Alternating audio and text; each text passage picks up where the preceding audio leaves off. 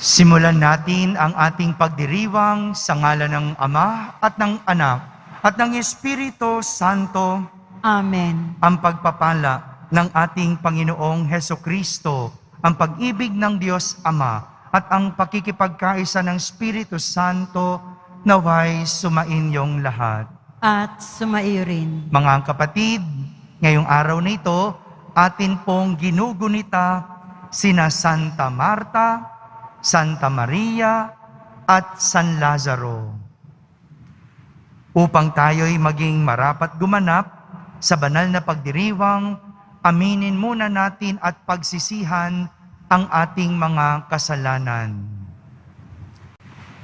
Inaamin ko sa makapangyarihang Diyos At sa inyo mga kapatid, nalubha akong nagkasala sa isip, sa salita at sa gawa, at sa aking pagkukulang, kaya isinasamo ko sa mahal na Birheng Maria, sa lahat ng mga anghel at mga banal, at sa inyo mga kapatid, na ako'y ipanalangin sa Panginoong ating Diyos. Kaawan tayo na makapangyarihang Diyos, patawarin tayo sa ating mga kasalanan at patnubayan tayo sa buhay na walang hanggan. Amen. Panginoon, kaawaan mo kami. Panginoon, kaawaan mo kami. Kristo, kaawaan mo kami. Kristo, kaawaan mo kami. Panginoon, kaawaan mo kami. Panginoon, kaawaan mo kami. Manalangin tayo. Ama naming makapangyarihan, binuhay ng iyong anak, si Lazaro, mula sa kamatayan, at buong lugod siyang tinanggap ni Marta sa kanyang tahanan. Ipagkaloob mong sa tapat naming pagdilingkod sa aming kapwa, mapagnilayan namin tulad ni Maria ang iyong salita at makamit ang iyong gantimpala. Sa pamamagitan ni Jesucristo, kasama ng Espiritu Santo, magpa sa walang hanggan. Amen. Magsiupo ang lahat.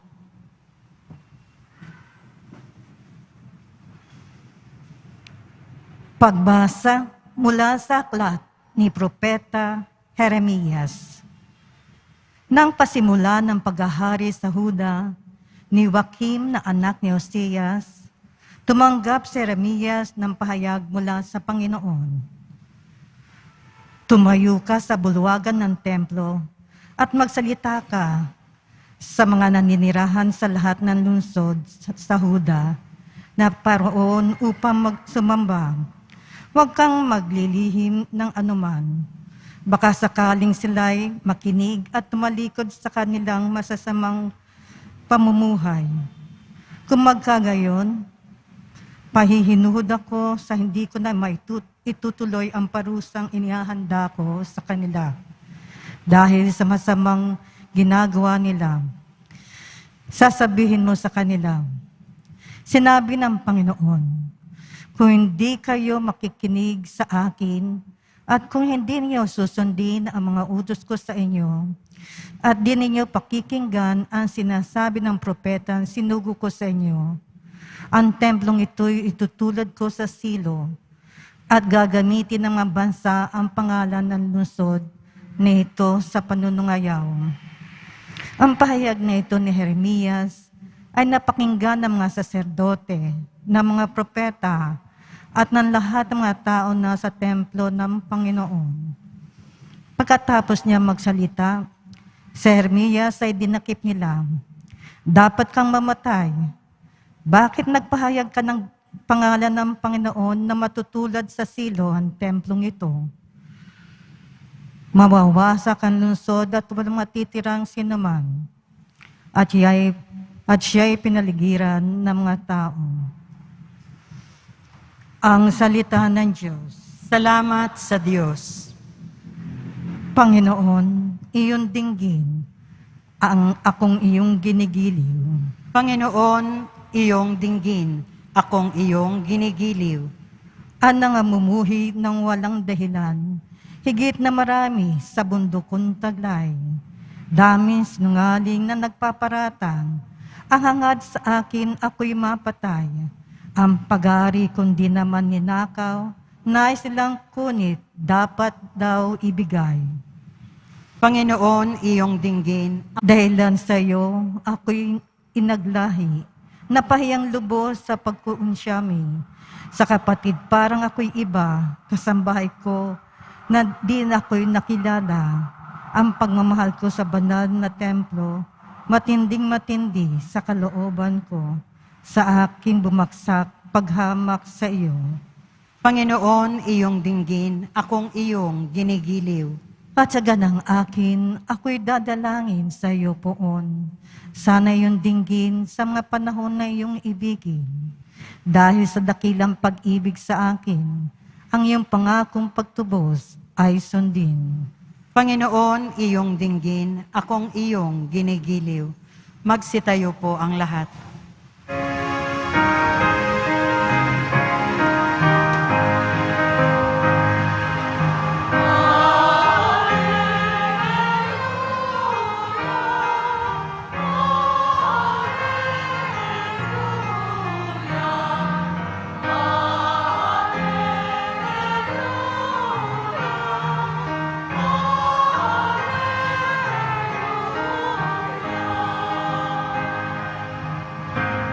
Balita sa inyo ngayon, salita ng Panginoong iiral habang panahon.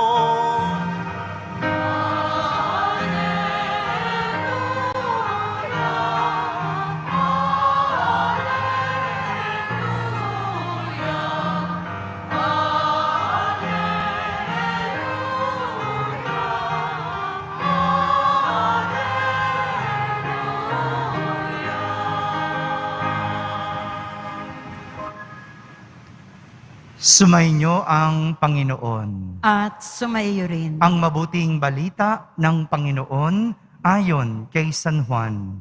Papuri sa iyo, Panginoon.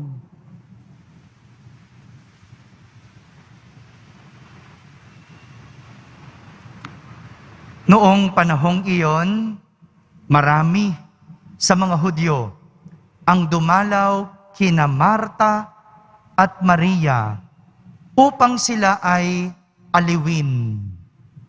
Nang marinig ni Marta na dumarating si Jesus, sinalubong niya ito. Ngunit si Maria'y naiwan sa bahay. Sinabi ni Marta, Panginoon, kung kayo po'y narito, hindi sana namatay ang aking kapatid. Ngunit nalalaman kong kahit ngayoy, ibibigay sa inyo ng Diyos ang anumang hingin ninyo sa Kanya. Muling mabubuhay ang iyong kapatid, wika ni Jesus. Sumagot si Marta, nalalaman ko pong siya'y mabubuhay uli sa huling araw, sa muling pagkabuhay. Sinabi naman ni Jesus, Ako ang muling pagkabuhay at ang buhay. Ang nananalig sa akin, kahit mamatay, ay muling mabubuhay. At sino mang nabubuhay at nananalig sa akin, kahit mamatay, ay mabubuhay kailanman. Pinaniniwalaan mo ba ito?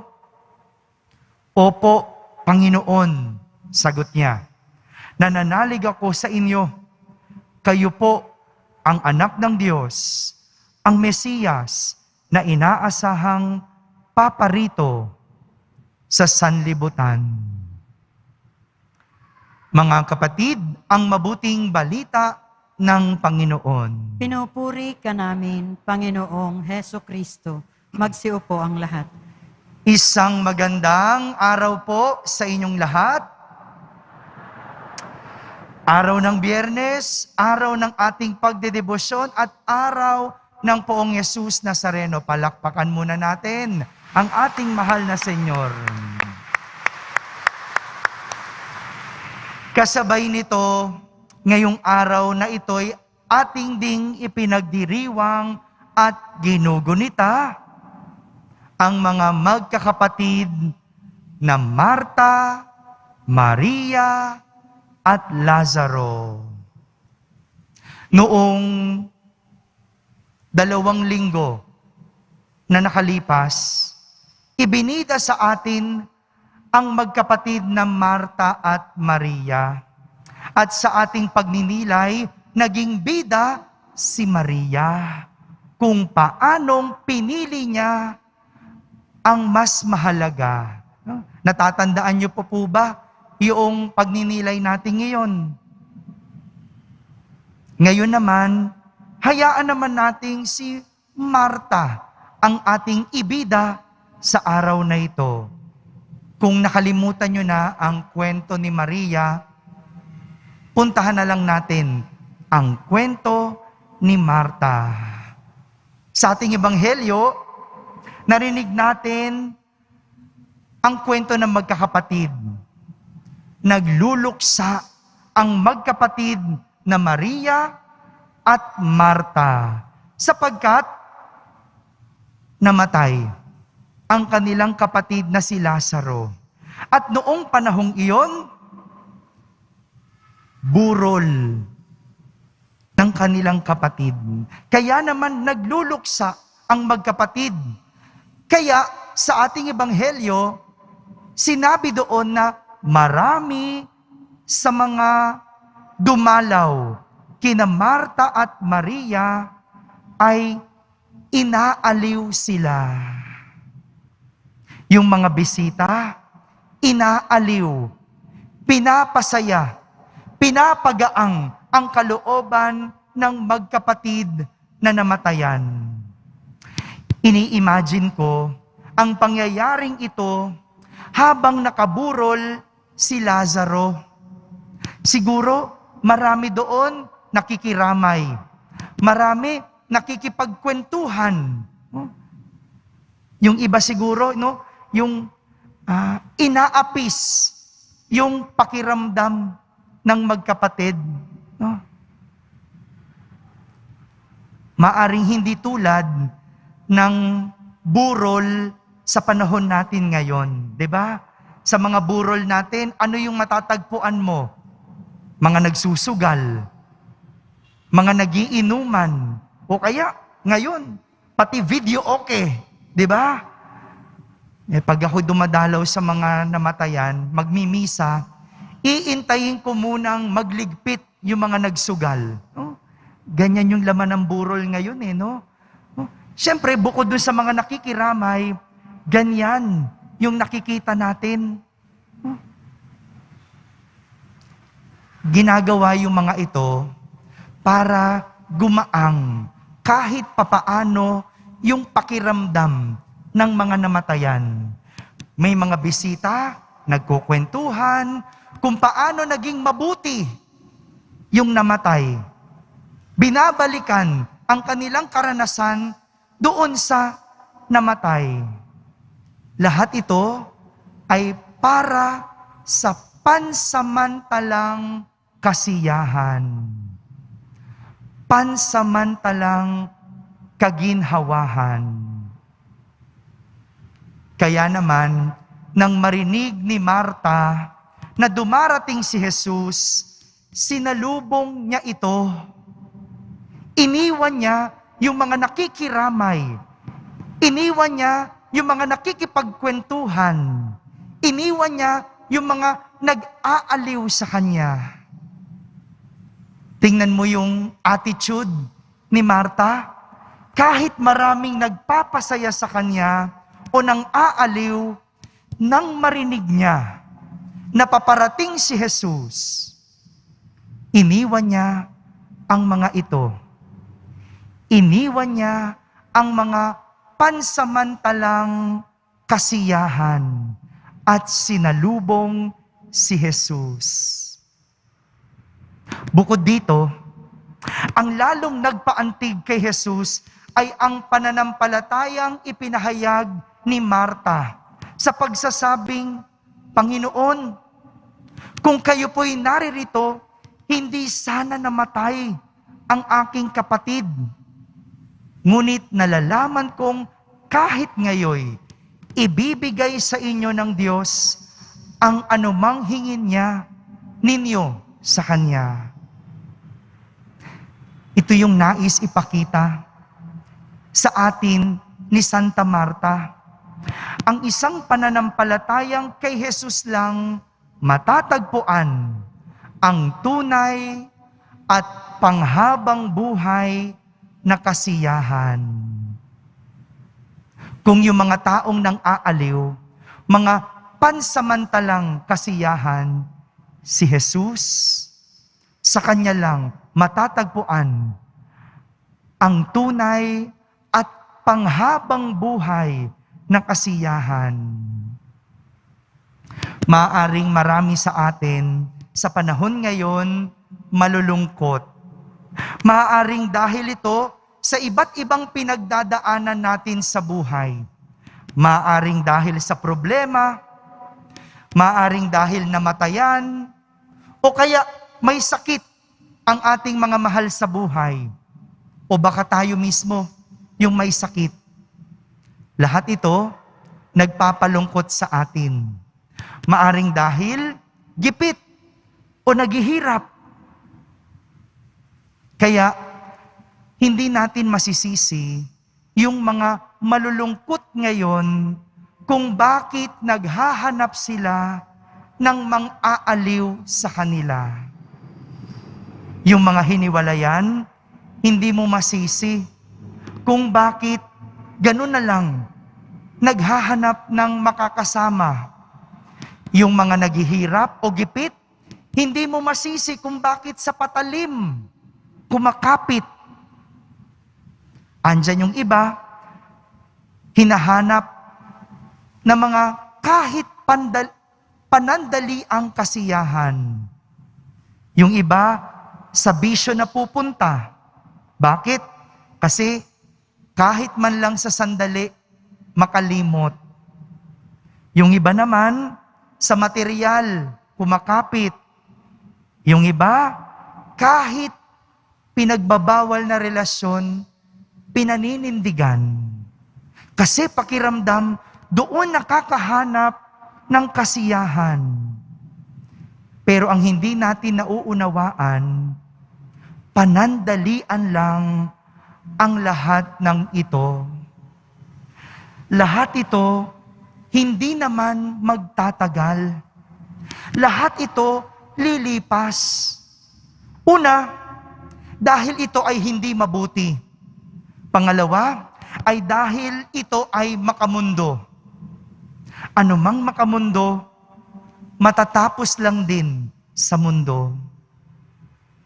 Pero kung sa panahon ng kalungkutan, panahon ng kasawian, kahirapan, hiwalayan, o kagipitan, kung si Jesus lang ang hahanapin at pupuntahan, matatagpuan natin ang panghabang buhay na kasiyahan. Tanging si Jesus lang ang makapagbibigay sa atin ng ganitong kasiyahan dahil kay Jesus lang nagmumula at sa Kanya lang sanhi ang lahat ng kabutihan. Yung bisyo, sandali lang yan. Makakalimutan mo ngayon, pero sa huli, malungkot ka pa rin. Yung relasyon na sinasamahan mo, dahil bawal, masaya lang ngayon. Pero kapag nabuking, magdudulot sa'yo ng sakit. Yung mga kinakapitan at pinupuntahan nating panandali ang kasiyahan, lahat yan lilipas. Lahat yan kukupas. Dahil hindi naman talaga pangmatagalan. Mga kapatid, tandaan, anumang daan na madali pero masama, kahit kailan, hindi magtatagal at magdadala sa atin sa kalungkutan. Pero anumang mabuti, kahit ito ay mahirap at kailangang magtiis, may aasahang kasiyahan sa katapusan. Ang hamon sa atin sa panahon ng kalungkutan, piliin, hanapin, at puntahan si Jesus. Amen? Amen. Magsitayo po ang lahat.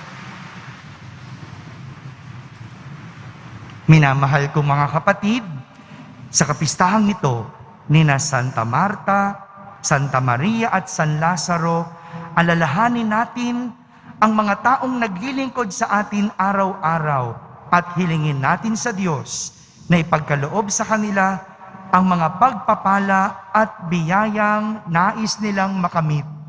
Ating sambitin sa bawat panalangin, tagapagbigay ng mga kakayahan at gawain ng paglilingkod, basbasan mo ang aming mga gawa.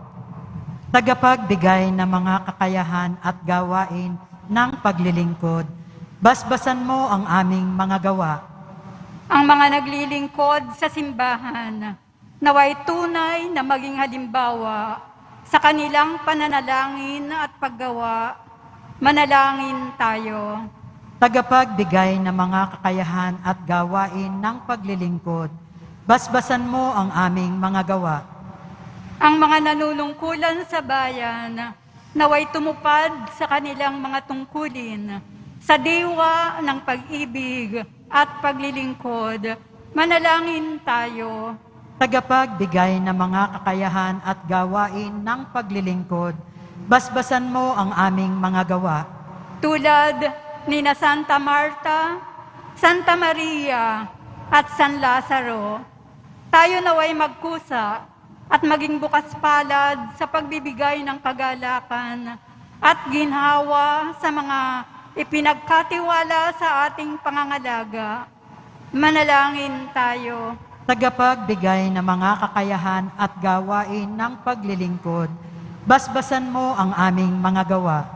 Ang mga may sakit at matatanda, naway makaranas ng pangangalaga at pagtataguyod ng kanilang mga pamilya at mga kaibigan. Manalangin tayo.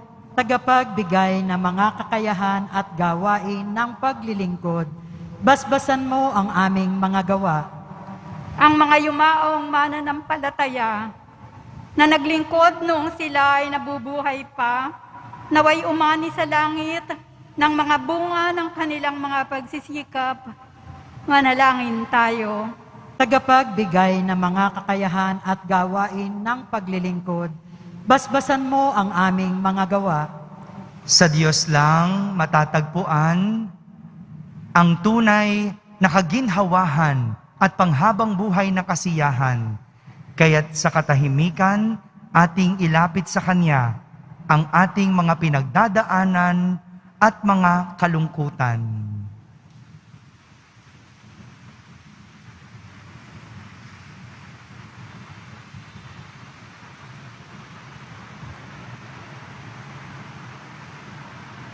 Manalangin tayo.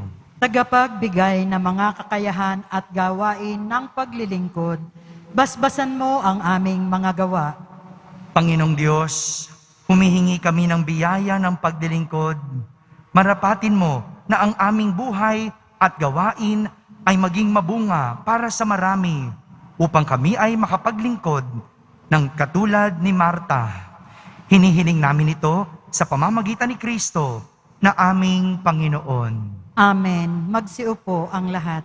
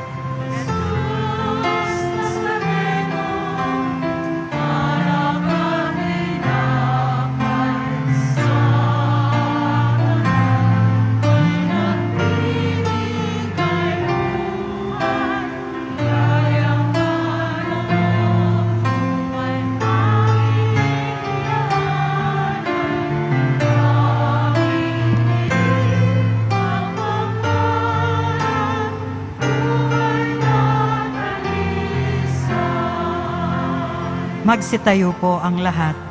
Manalangin kayo mga kapatid upang ang paghahain natin ay kalugdan ng Diyos amang makapangyarihan. Tanggapin nawa ng Panginoon itong paghahain sa iyong mga kamay, sa kapurihan niya at karangalan, sa ating kapakinabangan at sa buong sambayanan niyang banal. Ama naming lumikha, ipagkalob mong ang aming mapagpakumbabang pagdilingkod ay kalugdan mo sa ikararangal na mga banal mong ikinalulugod at sa ikadadalisay ng aming katauhan at loob. Sa pamamagitan ni Jesucristo, kasama ng Espiritu Santo, magpasawalang hanggan. Amen. Sumainyo ang Panginoon. At sumaiyo rin. Itaas sa Diyos ang inyong puso at diwa. Itinaas na namin sa Panginoon. Pasalamatan natin ang Panginoong ating Diyos. Marapat na siya ay pasalamatan. Ama naming makapangyarihan, tunay ngang marapat na ikaw ay aming pasalamatan. Ang pagpaparangal sa iyong kabutihay, lagi mong pinaaalingaw-ngaw sa iyong sambayanan. Sa pagkakaroon ng mga kaanib na maaasahan at tapat tulad mo sa pananagutan, upang magbunga ang punyagi ng iyong anak na sa iyong pag-ibig kami makatulad, ang mga banal na tao'y tumutulong sa lahat sa pagbibigay halimbawa't pananalangin wagas. Kaya kaysa ng mga anghel na nagsisiawit ng papuri sa iyo nang walang humpay sa kalangitan, kami nagbubunyi sa iyong kadakilaan.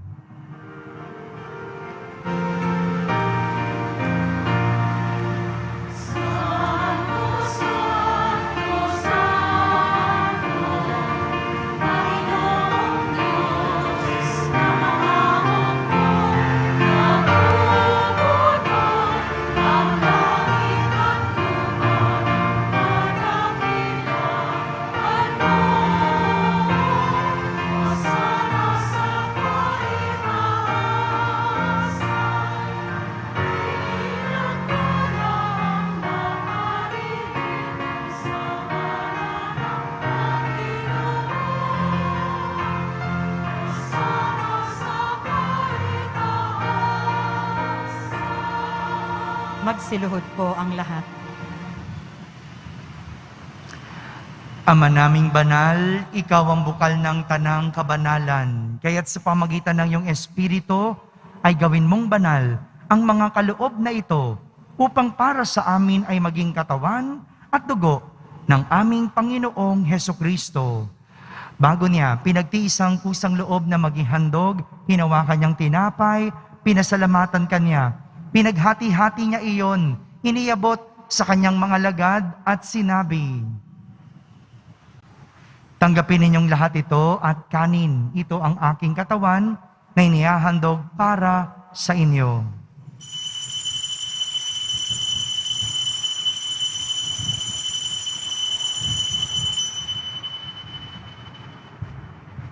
Gayon din naman, nung matapos ang hapunan, hinawakan niyang kalis, muli kanyang pinasalamatan.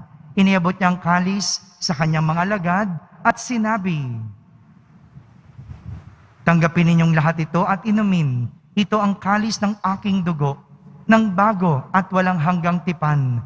Ang aking dugo na ibubuhos para sa inyo at para sa lahat sa ikapagpapatawad ng mga kasalanan.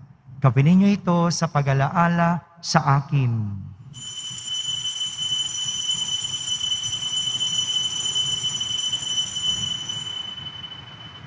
Magsitayo po ang lahat. Ipagbunyi natin ang misteryo ng pananampalataya.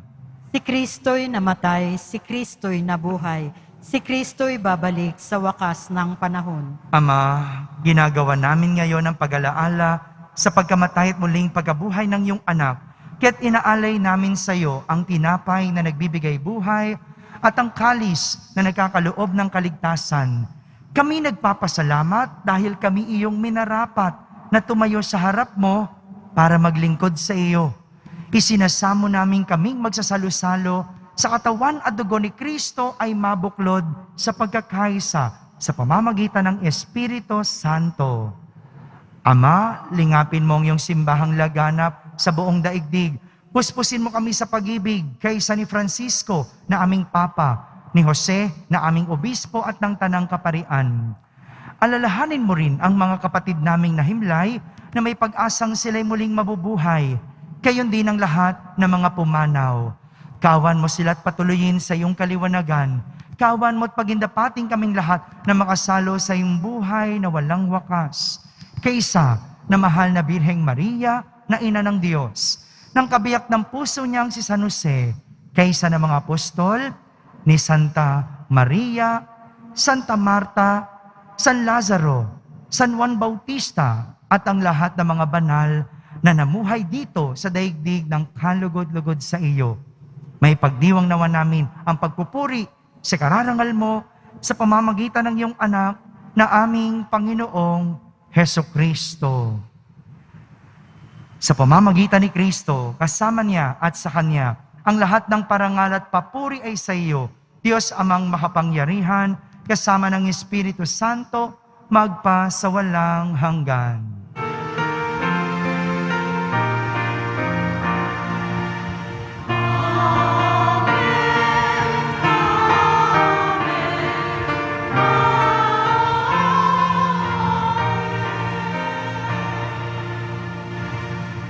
Sa tagubilin ng mga nakahagaling na utos at turo ni Jesus na Panginoon natin at Diyos, ipahayag natin ng lakas loob. Ama namin, sumasalangit ka, Sambahin ang ngalan mo, mapasa amin ang kaharian mo, sundin ang loob mo dito sa lupa para nang sa langit. Bigyan mo kami ngayon ng aming kakanin sa araw-araw at patawarin mo kami sa aming mga sala para nang pagpapatawad namin sa nagkakasala sa amin. At huwag mo kaming ipahintulot sa tukso at iadya mo kami sa lahat ng masama. hinihiling namin kami iadya sa lahat na masama, pagkalooban ng kapayapaan araw-araw, iligtas sa kasalanan at ilayo sa lahat ng kapahamakan, samantalang aming pinananabikan ang dakilang araw ng pagpapahayag ng tagapagligtas naming si Hesukristo. Sapagkat iyo ang kaharian at ang kapangyarihan at ang kapurihan magpakailanman. Amen. Panginoong Hesukristo, sinabi mo sa iyong mga apostol, kapayapaan ang iniiwan ko sa inyo, ang aking kapayapaan ang ibinibigay ko sa inyo. Tunghayan mo ang aming pananampalataya at huwag ang aming pagkakasala. Pagkalooban mo kami ng kapayapaan at pagkakaisa ayon sa iyong kalooban, kasama ng Espiritu Santo, magpa sa walang hanggan. Amen. Ang kapayapaan ng Panginoon ay laging sumainyo. At sumaiyo rin. Magbigayan kayo ng kapayapaan sa isa't isa. Kapayapaan po para sa lahat. Kordero ng Diyos na nag-aalis ng mga kasalanan ng sanlibutan, maawa ka sa amin. Kordero ng Diyos na nag-aalis ng mga kasalanan ng sanlibutan, maawa ka sa amin. Kordero ng Diyos na nag-aalis ng mga kasalanan ng sanlibutan, ipagkaloob mo sa amin ang kapayapaan. Magsiluhod po ang lahat. Ito ang kordero ng Diyos. Itong nag-aalis ng mga kasalanan ng sanlibutan. Mapalad ang mga inaaniyahan sa kanyang piging. Panginoon, hindi ako karapat-dapat na magpatuloy sa iyo, ngunit sa isang salita mo lamang ay gagaling na ako. Ang katawan ni Kristo, Amen.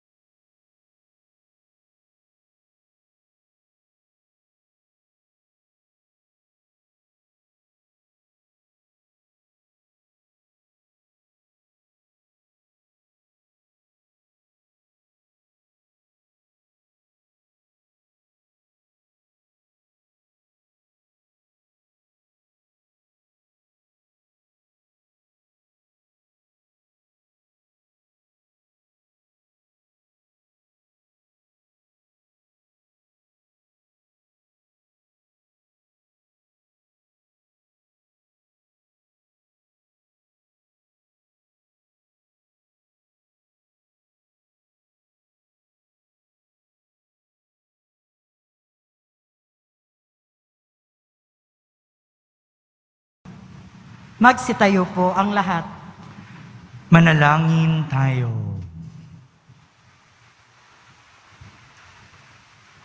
Ama naming mapagmahal, sa pagsilang sa langit na mga banal, kaming mga nakinabang ay dumadalangin magkamit ng di magmamaliw na kabutihang ngayon pa man ay minagandang loob mong ibigay.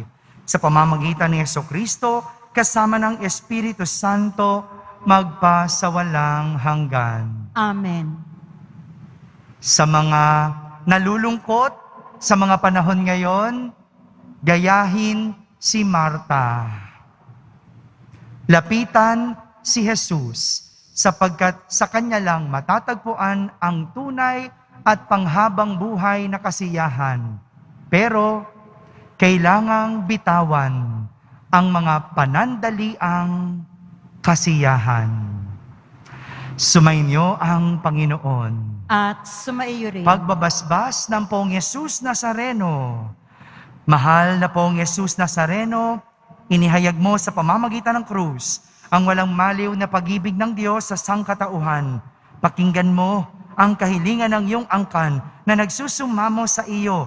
Makamtanawan nila ang inyong katugunan at tanggapin ang kasagutan na may utang na loob na tinatanaw. Basbasan din po ninyo ang lahat na may karamdaman, nahihirapan, nasa kalungkutan, may dalang imahen at dasalan. Sa pamamagitan ng bendisyon na ito, naway maalala nila ang mga pangako nila noon sa binyag, na ikaw ang kanilang iibigin at paglilingkuran bilang Panginoon, magpasawalang hanggan. Amen. At pagpalain kayo ng makapangyarihang Diyos, Ama, Anak, at Espiritu Santo. Amen. Tapos na po ang ating pagdiriwang, humayking taglay ang pag-ibig at kapayapaan ng Poong Jesus Nazareno. Salamat sa Diyos.